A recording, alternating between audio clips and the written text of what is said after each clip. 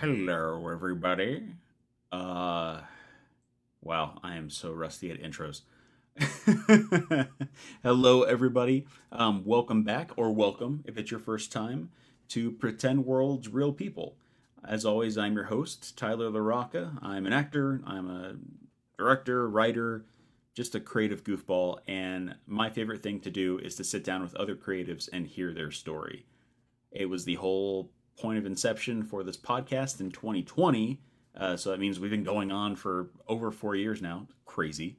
But this year it took a little bit of a hiatus. It was crazy in the best way. Very thankful for how crazy it was and how busy it was. But as fall started to approach and the holidays were approaching, I thought, you know what? I want to get this podcast back on track. And thankfully, all of the schedules aligned, and I have some amazing guests lined up for you. But I wanted to start out with somebody who I had to get onto the show right away. I had the great privilege of working with her on a film here in Denver in September, and I just had a blast with her. She was great. Um, Probably the best person to work overnight shoots with. It was fantastic. I, of course, am talking about the amazing Molly Burnett. She's an actress, a writer, producer, just an overall creative badass who you recognize from Queen of the South, Days of Our Lives, Law and Order SVU, and coming out this next year, Giant Void, the film that we worked on together. It was a great chatting with Molly. When you work overnights with somebody or night shoots with somebody, you get to know a whole lot about them, especially their personality. But I wanted to learn a little bit more about her, especially the fact that she's a Colorado native, much like myself, who has really built an amazing career in the entertainment industry. So I just wanted to pick her brain, see how she operates, see where she came from, and see what kind of fun stories she had. So I'm going to stop chatting your ear off. Let's get right into the episode. Please help me in welcoming Miss Molly Burnett.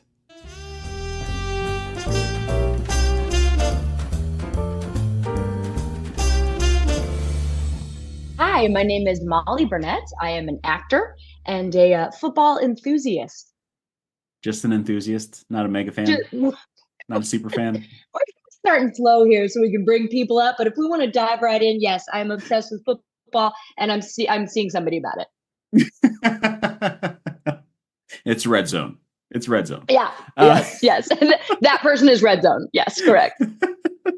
which is something I didn't know about you until we worked together, and it Yeah, was it was like being with my family for any holiday. Where it's like we're yes, just talking shop the entire time, and I know nothing about it because I'm a complete dork.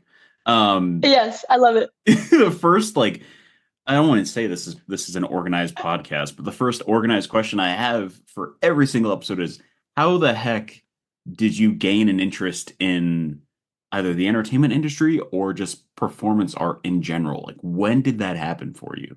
How did I get into it? I pretty much popped out apparently and was entertaining. So I guess I would watch Lawrence Welk as a little kid, and I'd be about this close to the TV, and I'd just be enamored with whatever was happening.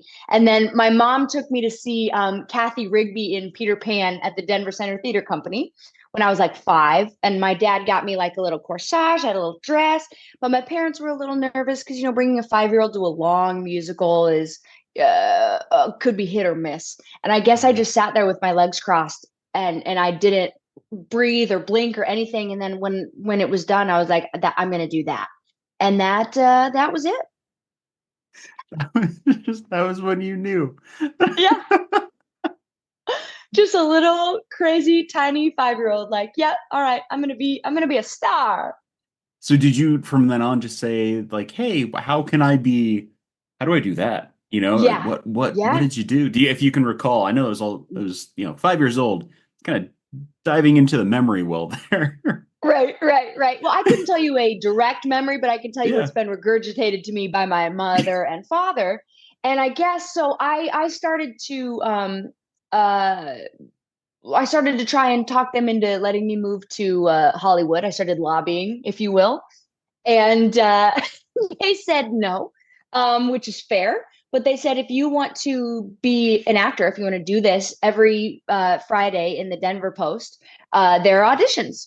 So you can look in the arts and entertainment section in the Denver Post. You can call and do auditions. So I started looking through. I started calling. I would call and be like, "Hello, my name is Molly Burnett, and I want to audition for Chicago." And they'd be like, "You sound 10, so no roles for you in that, but we'll try the children's theater down the street." And so I would just audition for plays and musicals and would do theater during, my young childhood life. Didn't make me very cool, but I loved it. And what was really cool was when I joined Queen of the South as a series regular, my dad sent me this letter that had given him and my mom when I was 10 that I'd written to the directors of Hollywood. And it was this cocky, like, I'm the best actor you'll ever meet. I do plays all over Denver, clear across town. I've got straight it. Like I was just a little arrogant kiddo, and it was so cool to have him send me that and go full circle to like, oh wow, I kind of did it. Yeah. Holy shit. Do you still have the letter? I don't know. I'm sure my dad has the letter. I have a picture of it. I'm sure he still got it. Because that seems like something, you're in your multi-million dollar home in the mountains or on a beach or something, and it's just framed right there in the living Right, room, just as a right, reminder. right. That's Yes. that's so cool though that also that he remembered that you wrote that letter and, Yeah. brought it full circle because Yeah. I've only met a few people who've had I don't want to say like that level of confidence, but that level of just like focus on this is what I want to Yeah. do. And the Yeah. fact that you're also from Colorado, that being a sort of like an origin point for your success is huge because you don't see a whole lot Yeah. of us anymore, you Well, know? and it's we had no connection to anyone in Hollywood. We didn't Yeah. know anybody. So it was very much like a good luck. Like you're super duper on your own. We don't have a single family member that has any idea what goes on in Los Angeles. So when I got into, I went to Wagner College for a year, and I remember my family was sitting down with my dad's brother, whose kids went to Brown and Boston College, I believe, like real fancy, beautiful schools. Yeah. Yeah. And his brother looks at me and he goes, "What are you most excited for college as you embark on this journey?" And I was like, to be honest, I'm not even sure why I'm here because I'm going to drop out and move to Hollywood. I'm like, she's kidding. She's kidding. She's kidding.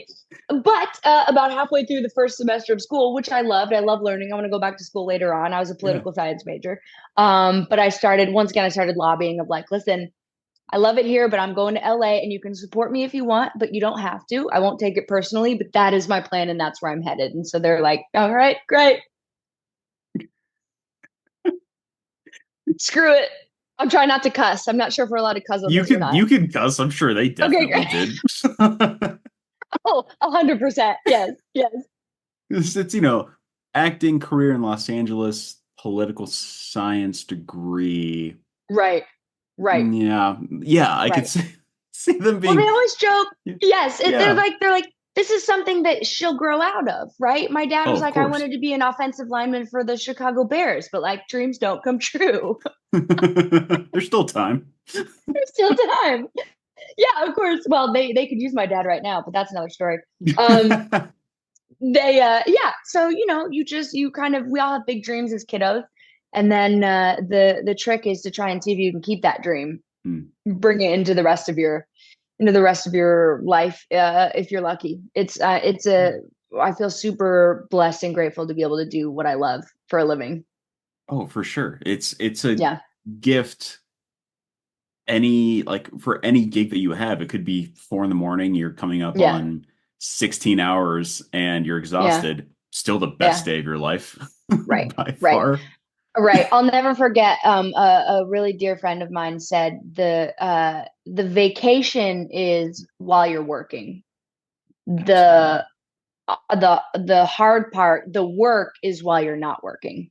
Yeah. When you have to stay disciplined and you have to stay mentally tough and you have to continue to figure out how to work on your craft because this is the one artistic avenue that doesn't really have like a lot of practicing involved. If you play an Mm. instrument or you're a dancer, you're an athlete or whatever, you're constantly practicing your craft. But acting doesn't really, there's not a lot of outlets to do that unless maybe you do an acting class or you get some self tapes or some auditions or whatever. But you got to really Yeah. figure out how to continue to stay creative while you're on your off period because it could be years in between work. You never know.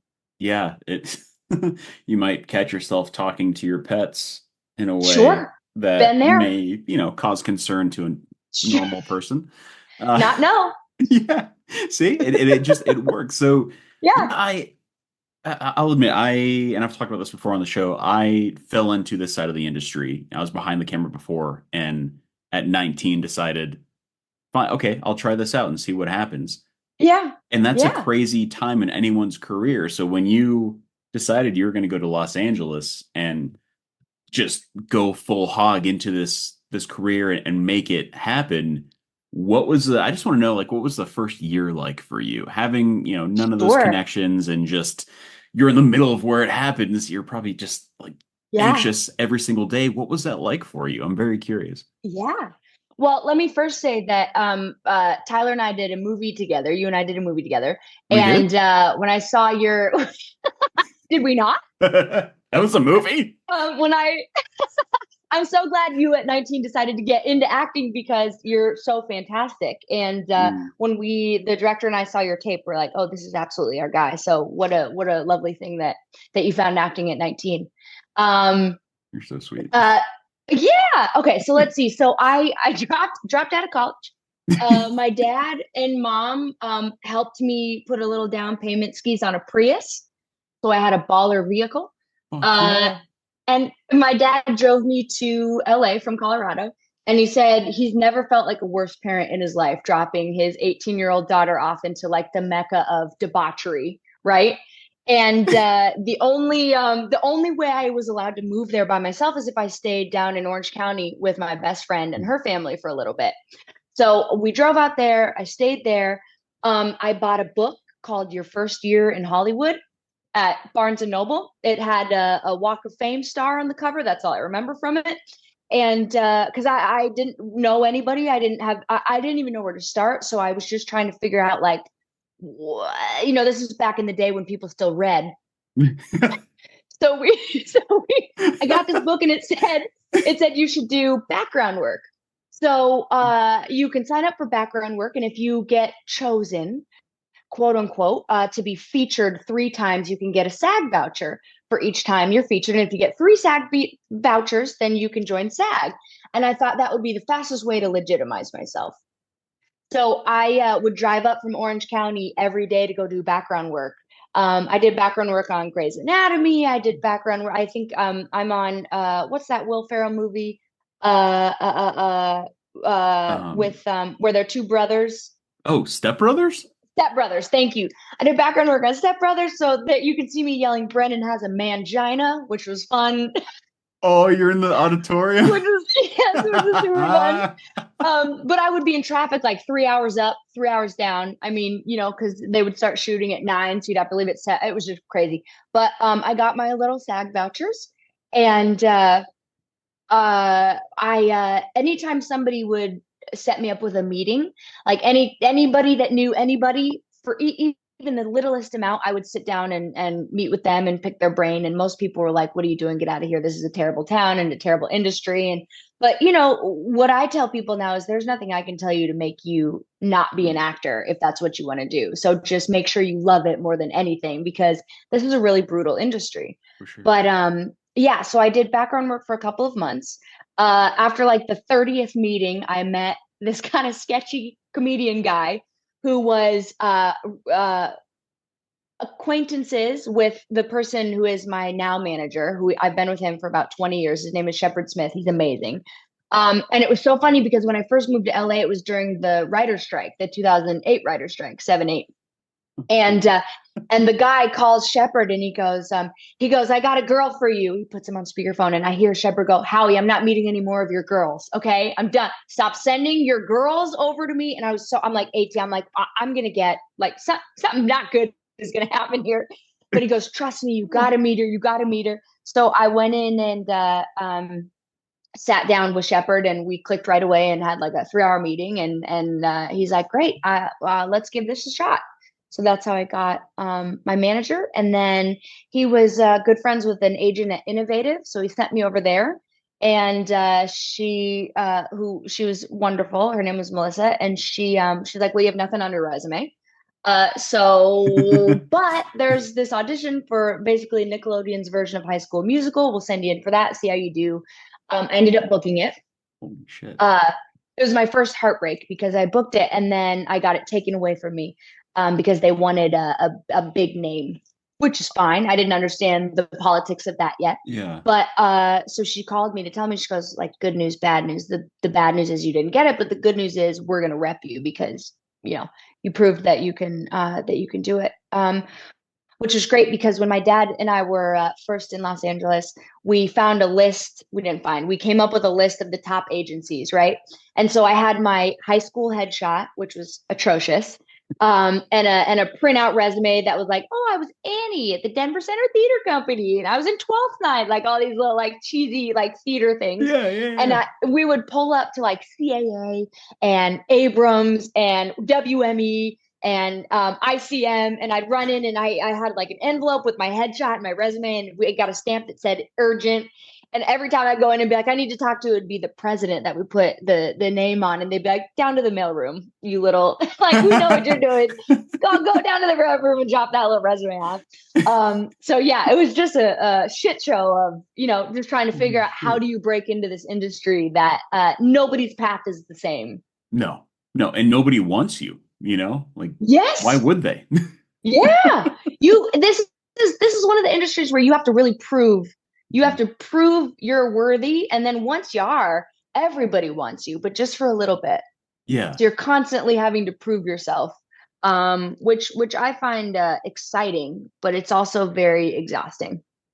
Oh, absolutely. And there's no, a lot of people brought this up recently. There's no, hey, I made it to this level, I'm good. Yeah, That never yeah. happens. You're always trying to like Hmm. reach the next point. It, Hmm. I mean, that story alone is just fantastic. And not only the work ethic you put into it, but the fact that you found a connection that wasn't a schizoid, like Yeah. it actually worked Yeah. out. And it wasn't like, Yeah. hey, let's go meet for coffee. It's 2 in the morning. Yeah, but like still, Yeah. Yeah.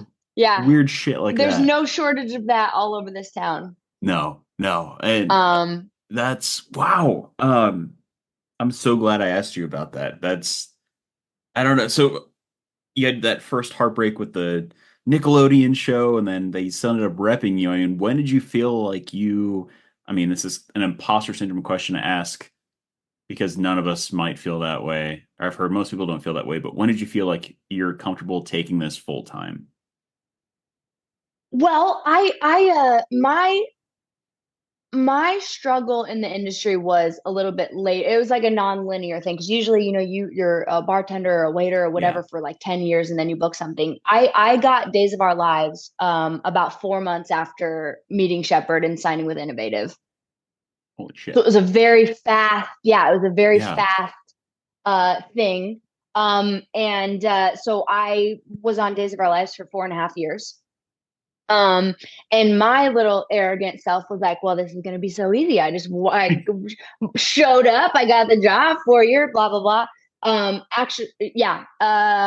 Actually, really funny story about soap operas Yeah. is when I got the audition, we have these preconceived notions. And what I know now after being on a soap for so long is that soap actors are the hardest working actors in Mhm. the industry. You have crazy amount of dialogue. You're doing incredibly emotional thing. Like it's just a masterclass in how to crank stuff out. But when I got the audition, I was so beat up for getting auditions and not hearing back. I didn't understand that that's really how it works. So I wanted to go home for just a week and take a little break and try and reboot. And I got an audition for Days of Our Lives. And so I went to the audition and I kind of phoned it in. I wasn't very respectful with learning my lines. I wasn't very respectful with anything. And Marnie Saeda, I'll never forget this. She's the casting director, and I love her so much. I finished the scene and she goes, okay, I don't know what that was, but I want you to come back tomorrow for the producers and try none of this bullshit. Learn your lines, wear a dress, and do better than whatever that just was because I see potential in you. And I was like, oh my God, okay. I was so like, she had so stunned me. I was like, okay, all right, okay. So I went home. I worked super hard on it. Went out, got a dress, all this stuff, and ended up booking it. But it was just, it was a humbling moment of like, there's no role that isn't, it's such an annoying cliche thing, but there's no small roles, only small actors or whatever the line is. But, Yeah. every opportunity is an exciting thing and you have to respect it. Cause you don't know how long they're going to be coming around. But, yeah, yes. Yes, that is Oh, correct. right. Yes. So sorry. I've lost my train of thought. So I just kept No, no, saying yes. no, I wasn't going to Um, interrupt you. but my struggle was after Days of Our Lives. Okay. So that was where I booked some shows and some Lifetime movies and some, but the big thing wasn't hitting because it's just an incredibly competitive world. So it wasn't until I got Queen of the South, I think 6 or 7 years later. No, 4 or 5 years later. Okay. I don't know, something like that. It was a while. It was a while. And but to answer your question, when did I feel like I could do this for like professionally? Probably pretty quick because Days is Mm. a pretty stable job. It's actually kind of like a super ideal job because you work year round. It's basically 9 to 5. You have 2 weeks on, 2 weeks off. The holidays off. You're off for 2 weeks for Christmas or a week for Thanksgiving, and Damn. it's kind of like it's like a really nice, kind of stable job. But I knew that I didn't want to be on a soap opera forever, just because you want to elevate your. Yeah. Everybody wants to move up in their respective field. So Yeah. And thank God you did. You don't know where you'd be had you not, like yeah, shifted or taken a chance and tried something else out. And yeah, I yeah. heard, is this true? I heard the scripts you said the dialogue especially, but the scripts for soap operas are so intense. You can go through, I can't give a page number because it might seem too little or too much, but you go through what, like 20 or so pages a day at least, something like Oh, we would that. do like 120. Holy shit. There would be like about 120 pages. Now remember, it's a three camera situation. So you have two Okay. studios Mhm. and then all the sets. So you'd have the Demira Mansion, and then you'd have the Brady's Pub, and then Yeah. but there'd be three cameras. So you do all the scenes here, and then everybody moves down, the cast and the camera, and then everybody moves down. So it's a well-oiled machine. And you're basically in the soap world, you're basically saying the same thing, just to different people across town, right?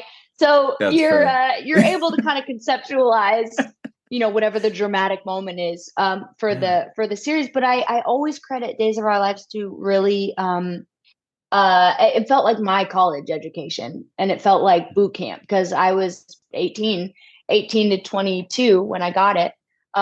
So there was nothing that could have prepared me more for the industry than having to be given a monologue and know it 5 minutes later because you have to go do it in one take and you have to cry.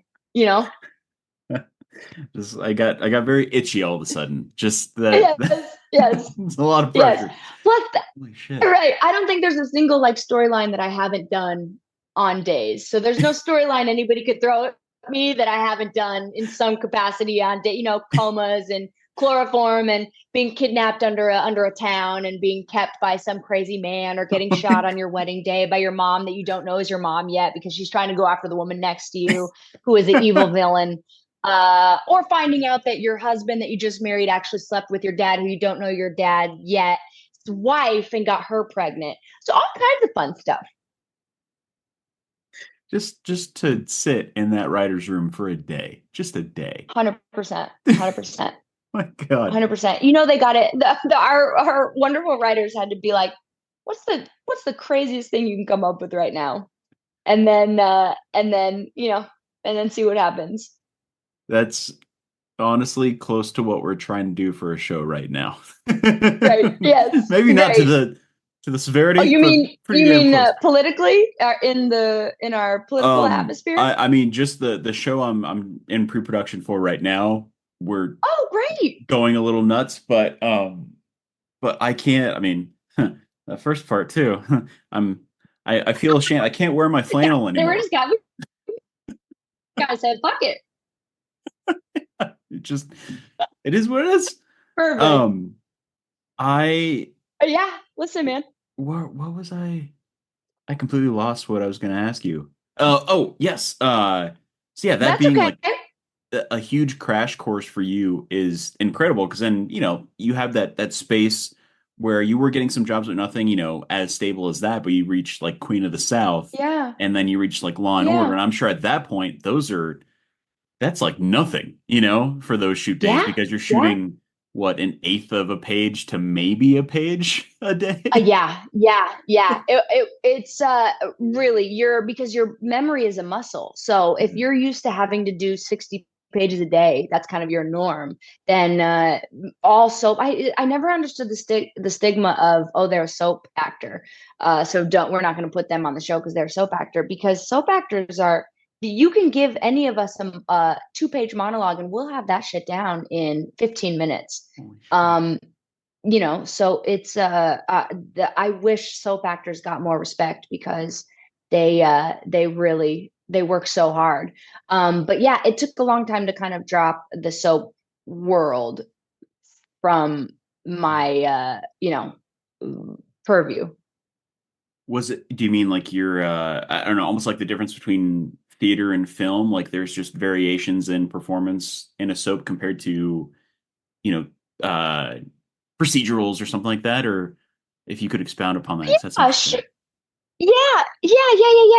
I just think that soaps have a bad reputation, and it's a bummer. And Yeah. so I think that reputation Ah, bleeds yeah. into the rest of the industry. So it takes a little while you have to prove yourself even more, which doesn't make sense to me because, like I said, I can't articulate it enough that soap actors are incredibly talented and hardworking. So Yeah. I just thought that was interesting. But yeah, Yeah. yeah, Yeah, to memorize that much and like you said, you're working in the stability of that is fantastic, but yeah, doing however many episodes a day, I'm sure your mind is great, but you probably don't know where you're at by the end of the day. You're like, I guess right, I should go home and eat food. right, I don't right, know. right. But I Well, do and the want to, first yeah, go Oh, ahead. yes. No, No, you, I was just going to say the first thing I booked while I was doing days, because we were allowed to do guest stars on other shows. So I booked True Blood. But I oh didn't shit. understand that you have to do a bunch of takes. I didn't, because on soaps, it's one take and you keep it pushing, right? Yeah. And so I did, we were filming the scene and they're like, all right, great, we're going to go again. And I was like, okay. Like, great, we're going to go again. I was like, great, we're gonna go again. I was like, am I doing something wrong here? And they're like, what are you talking? We're camera ang, we're setting up for. And then one of the people that I was working with was like, you're the soap actor, right? Like we do this a lot here in the primetime world. And I was like, okay, copy that. My bad. Lots of coverage. Lots of Yes, coverage. yeah, Lots of lots of camera coverage. movements. Yes, yes, yes. But because of the soaps, I'm pretty confident that I can get somewhere on the first take. And Yeah. so I have a tough time if you have to do a whole bunch of takes because I'd like to just give you the whole shebang because that's what I'm used to. Also in the theater world, right? Like you Mhm. do the performance. You don't stop the audience like, so sorry guys, they got that wrong. Let's start Yeah. again from the top. Like you just gotta power through it. So I Yeah. tend to prefer the sets where you get to do just a handful of takes. I mean, it does show immensely in the film that you and I did because we had night shoots together for Yeah, 4 or 5 days straight, and I was yeah, expecting us to be there from 9 to 7 in the morning, yeah, whenever you see that. But yeah. you would go through these really heavy dramatic moments or these switches 12 to 15 times in each scene or each take and hit all those marks. We'd only do two takes because, you know, everyone else Yeah. was happy. It sounded great, and then we're on to the next thing. Like it threw me off because I'm so Yeah. used to the all right, we're on take six. Yeah, We'll yeah, get it. yeah. We'll get it. But no, Yes, like you yes. fucking crush it every single time. Oh, thanks, It's man. it's Thank you. incredible. So Yeah.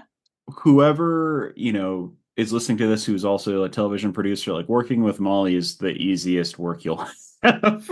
Oh, There's absolutely no worry whatsoever. oh, thank you Yeah. so much. That's so Dude, sweet. I just thought it was incredible. So when you brought that up, especially from your experience on soaps, I can imagine, Yeah. working on Queen of the South and, the various seasons of Law and Order you've worked on, that your takes were pretty damn quick. And then before you know it, they were going, to the next bit of coverage Yeah. well before lunch. Yeah.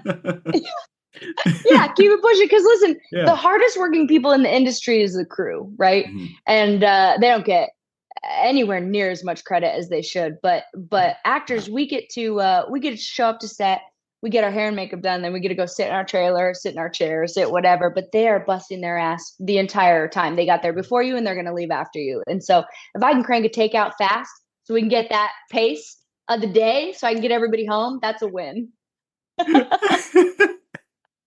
Well, uh, I would be remiss if I didn't bring like because we're talking about hitting those different like echelons as performers, going from background Yeah. to recurring to, I do want to bring up, I don't think people talk about it enough, but being a series regular on a television show, you Yeah. were obviously on a soap for 4.5 years, but when you have a little bit of time between there and then all of a sudden you're a series regular on these other shows, did you notice any sort of change for yourself as far as your prep or just how you felt or how other people perceived you? Like what if any did you notice any differences while you were working those jobs as well? I don't think you can include the soap world in anything because it's just so vastly different For sure. across the board. Yeah. So if we're just talking about the primetime world of it all or the film world of it all, I'm one of those people that is never satisfied with where I'm at. I think that's probably a common theme with most artists is that Yeah. at what point can you sit back and say, I did it? And I don't think many of us ever can. In fact, I think it's something that we all have to work on appreciating and being grateful for the opportunities and proud of ourselves for whatever accomplishments we've had. Uh, when you're a series regular, there's a little bit more attention put on you by the show. One of the coolest things about Queen of the South, which is one of my favorite sets I've ever been on. Everybody was so, I mean, we truly were a family. It was so wonderful. And we also shot through the pandemic, which was crazy. And, in New Orleans, where they didn't think the pandemic was real. And in October of 2020, where there was no vaccine and people were dying left and right. And we really had to like huddle together and figure out how can we film this show safely. But nobody ever came on the show as a guest star recurring and like everybody was equal. We would take you under our wing and because in my opinion we're creating art, right? Like we're playing essentially. And if you feel uncomfortable in any way, if you feel like you're less than, or you feel like, you're nervous because it's your first day and people aren't being very nice, you're not going to feel very open to being creative and playing on set. And so it's super important to me for everybody that I'm fortunate enough to work with to feel like we're on the same playing field and we're just there to play. So whether or not there was a difference in a recurring set or a guest star set or a series regular set, I like to move uh, in the way that keeps all of us as just artists having fun. Yeah. Wow. Yeah, that honestly it warms my heart hearing that. Having Yeah, I just worked a gig in New Mexico. That's, one of those recurring sort of yeah, gigs. And it was one of those experiences of everyone's warm and welcoming. Like, not a single person yeah, was an asshole. Like, same yeah. thing you said there. It's all art. We're all here to Hmm. have fun. Yeah. Yeah, that's okay. I think Also, that's, we're so yeah. lucky to get paid Hmm. to fuck around. Yeah. Like, Right. what an amazing thing. And I know, and listen, especially right now in the current climate, a lot of people look at artists as entitled and Yeah. don't get it twisted. Artists get beat up. We get beat up. We get tossed aside. We get told no. We get told nothing. There's all kinds of stuff. Yeah. But when we're working, it's a beautiful gig. And so I never understood uh anything other than showing up on set with excitement and gratitude. And that's not to say you can't be a human. You know, we all have the good Yeah. days and bad days, but we're so lucky to be able to do that for a living. That I can't wrap my head around being anything on set other than just tr trying to be a happy light, you know? Yeah, because you run into, other either they're behind the camera directors, writers, or they're other performers that are just needlessly rude or entitled Sure, for no reason, and sure. you don't say anything about it. You do your job, you're professional, but it's Right, just one of those you right. ask, why are you like that? This is we could I be know. in, I don't know, on an oil field right now. That could be our job. Right, um right, there's right. You AC could be here. working a construction. Yeah, yeah. Yeah. Be working a construction gig right now. Really, Yeah. you think this is hard? Go try and, build something professionally.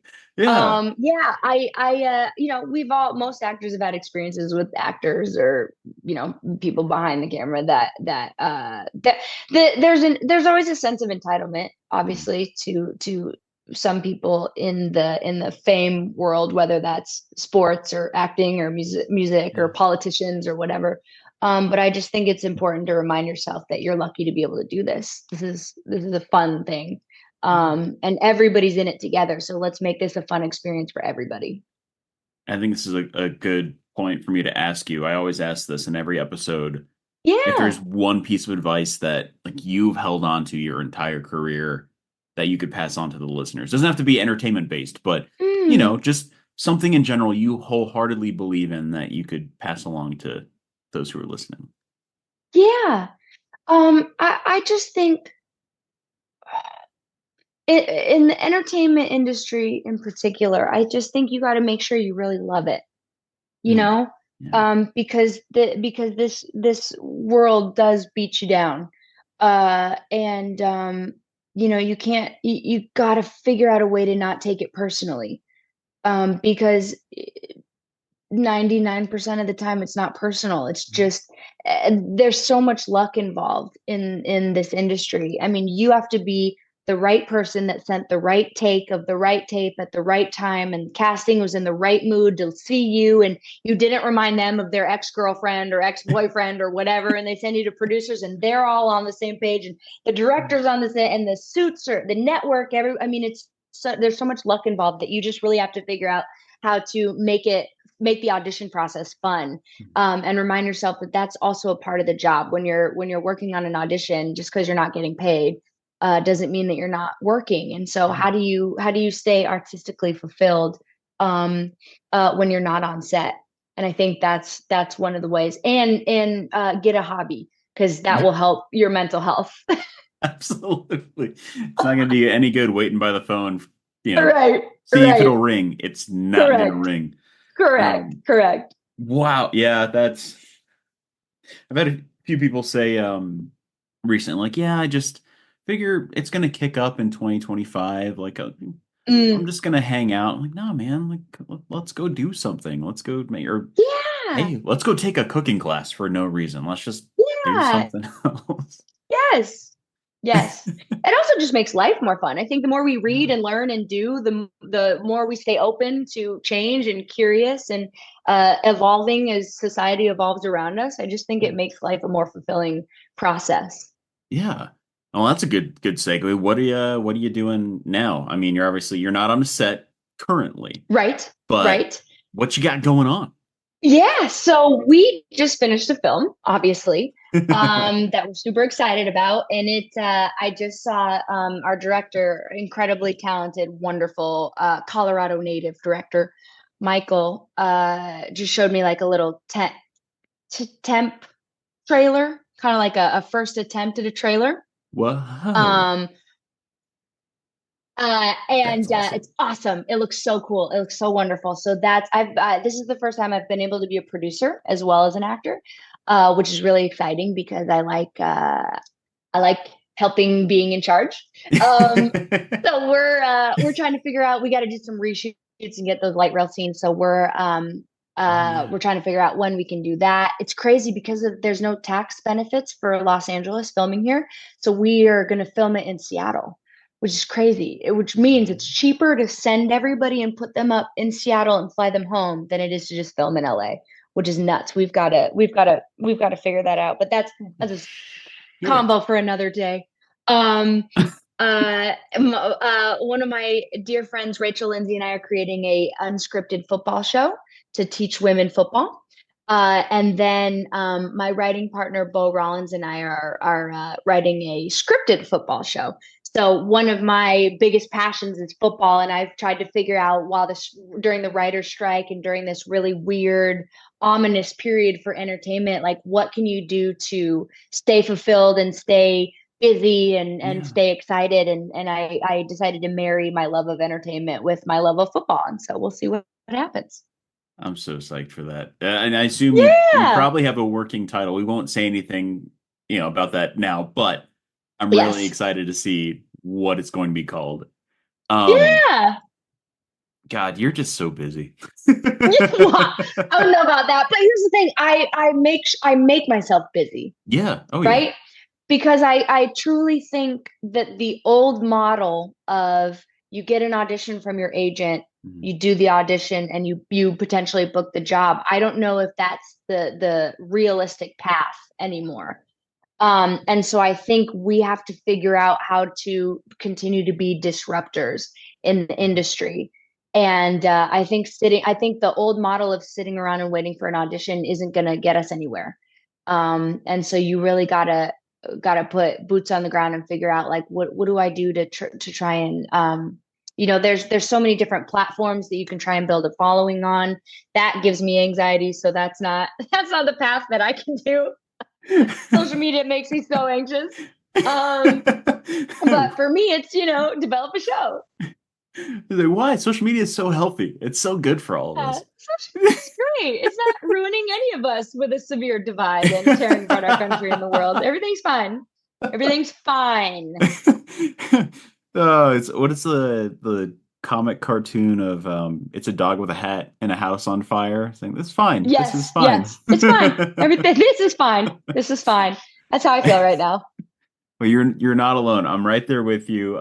Yes. Like I said, I'm working on a show right now, writing wise, and then writing like I wrote a ton of scripts during COVID, and now I'm getting Yeah. back into that mode of, all right, well, I need to start writing again, like just finding all those Yeah. different avenues and making it work.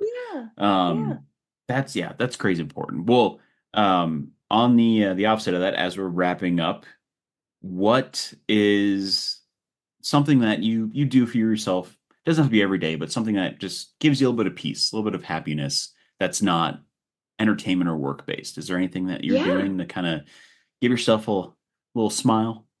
Yeah, sure, sure. So I'll go through phases of arts and craft. I love a craft. I love a Hobby Lobby run, a Michaels run, a Joann's Fabric run, if you will. And so right now, I was into paint by numbers. I was into like bedazzling. So I go through like little Oh phases of shoot. new weird creative thing. So right now, what I'm super into and what's helped me manage some of my stress with the outside world is they're called like little book nooks, and Book you nook. basically make they're like book shaped, Yeah. and you make these little tiny worlds. They're these like the little tiny worlds that you put together. So I just made a interstellar one, which is cool because I'm a big space nerd. And it lights up, and it's just this tiny little beautiful lit up bookshelf thing. And just something to keep my hands busy and feel like I'm being creative in some capacity. And then obviously running my fantasy football teams. Oh yeah. Yeah. Yeah. That probably was going to be first, but like you needed Yes. to deliver it in Right. the fantasy football A team. smooth, a For smooth sure. drop. Yes. For sure. Yes. I'm gonna have to text you later and see if you could send me a picture of that interstellar book nook Yeah. because 100%. that sounds fucking rad. Um, Yes. I know we're coming up close here, so we'll wrap up. But I before we Yeah. do our last thing, before I stop recording, I just want to say like thank you for coming on to the show. I've been wanting to reach out for probably since we wrapped the movie, but Yeah. I was working, you were working, and then just like schedules didn't really mesh. And I thought, you know what, Yeah. now's a good time as any to get back Yeah. these creative endeavors. Yes. Hey, And we got it's there. yeah, it's we'll be on a panel or something here in the next few years for the movie we just did. Yeah. So we'll see Oh, each I hope other so. again soon. Absolutely. Yes. Not uh, worried about that at all. but buddy, I want to say I had a blast working with you on the show and or on the show Thank on the you. film, and I can't Yeah. wait to see what else you do. For the last thing Yeah. we have for this show, it's very, very goofy and informal, but we like to wrap it up with an awkward goodbye. So Great. I give you a silent 3, 2, 1 countdown, and when I point to you, just give us your best verbal awkward goodbye, and then I'll stop the Okay. recording from there. Okay, No great. pressure. No pressure. Perfect. You ready? Here we go. Hmm. In three.